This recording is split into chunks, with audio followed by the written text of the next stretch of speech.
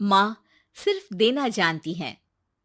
Mummy, आपका ये cooking वाला शौक हमें बहुत महंगा पड़ रहा है। घर में सब कुक के हाथ का बना खाना खाते हैं, फिर भी आप अलग से खाना फेंकने के लिए क्यों बनाती हो? पता भी है कि इस तरह कितना पैसा खर्च होता है। अरे पर बहू, मैं तो सब रोहित के पसंद का खाना बनाती हूँ। मम्मी, वो सब मुझे बचपन में पसंद था। अब इतना तेल खिलाकर बीमार करोगी क्या? वैसे भी मैं पूरा समय कभी क्लाइंट तो कभी बॉस के साथ मीटिंग में रहता हूँ। इसलिए आप अपनी बर्बादी को मेरा नाम तो मत ही दीजिएगा। ये है पिंकी की सास निर्मला, जिन्हें सबको अपने हाथ का खाना खिलाना बहुत अच्छा लगता है, लेकिन राहुल और पिंकी को ये पसंद नहीं है। इसी के चलते वो निर्मला को खाना बनाने के लिए 10 बातें सुनाकर वहां से चले जाते हैं। मेरे मन में तो सिर्फ अपने बच्चों के लिए प्यार है, पर शायद अब उन्हें मेरी जरूरत नहीं है। मुझे गांव वापस चले जाना चाहिए।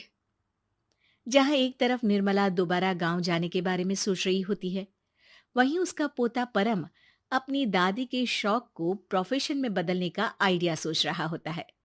अगली सुबह निर्मला गांव वापस जाने के लिए कपड़े पैक कर ही रही होती है कि परम फोन लेकर दादी के पास पहुंचता है।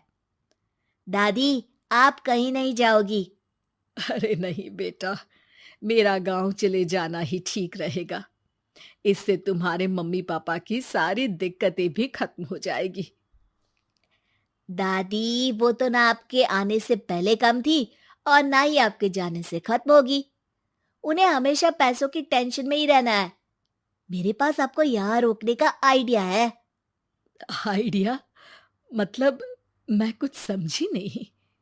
इस पर परम अपनी दादी को YouTube खोलकर उसके बारे में सब कुछ बताता है, जिसे सुन दादी कंफ्यूज हो जाती है। अरे बच्चे, तूने इस बुढ़िया के बारे में इतना सोचा, वही बहुत बड़ी बात है। देख, मुझे ये सब समझ में नहीं आता। तू मुझे जाने दे बेटा। अरे दादी, इसमें कुछ मुश्किल नहीं है। मैं हूं ना हेल्प के लिए। आप बस खाना बनाओ, और पता है, YouTube की मदद से आप अपनी स्पेशल रेसिपी लोगों को सिखा भी सकती हो। अच्छा, ऐसा भी हो सकता है? मतलब, बस घर बैठे मैं दूसरे लोगों को सिखा दूंगी?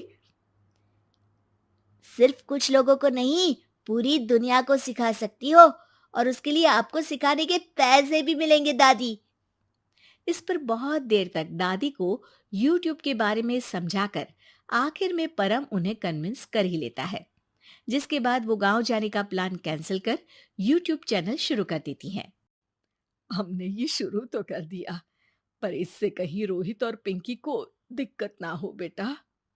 दादी, वो आपके बारे में नहीं सोचते तो आप क्यों उनके बारे में इतना सोच रही हो? इसके बाद दादी पोता मिलकर खाने की वीडियो और साथ ही उनके ट्यूटोरियल की वीडियो बनाकर उन्हें YouTube चैनल पर अपलोड करने लगते हैं। सब खुशी से चल रहा होता है कि कुछ हफ्तों में ही पिंकी को इसकी खबर हो जाती है।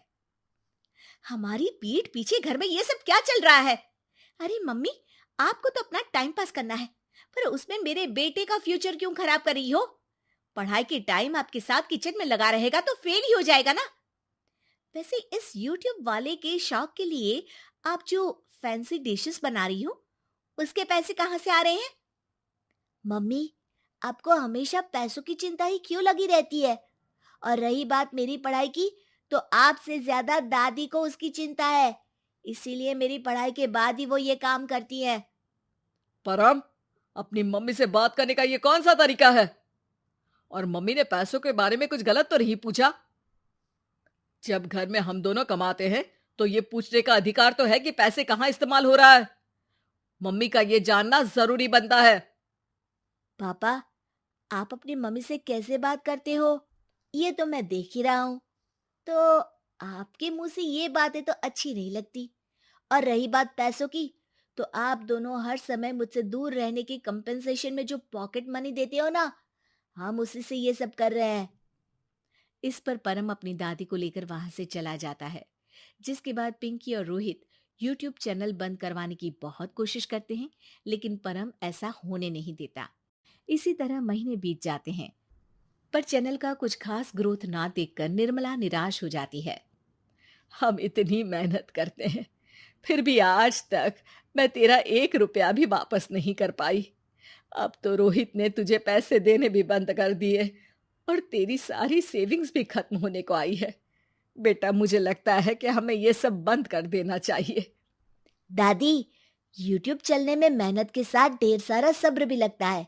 देखना, कुछ महीनों में सब सिर्फ आपको ही देखेंगे, और अगर फिर भी कुछ नहीं हुआ तो बंद कर देंगे। परम की बात से दादी मान जाती हैं और वो अपना काम जारी रखते हैं।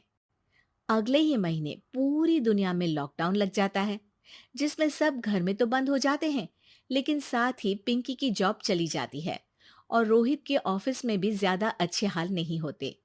लेकिन वहीं लॉकडाउन के असर में निर्मला के सब्सक्राइबर्स और व्यूज बढ़ने लगते हैं। देखा दादी, मैंने कहा था ना, एक दिन सब आपको ही देखेंगे। अब तो आप बस रोज एक वीडियो अपलोड करो और जादू देखो। इसी के साथ लॉकडाउन के कुछ ही महीनों में निर्मला खाने वाली दादी के नाम से सारे सोशल मीडिया पर फेमस हो जाती है, जिस वजह से अब उन्हें यूट्यूब के पैसों के साथ पेड एडवर्टीजमेंट और पेड प्रमोशन भी मिलने लगते हैं।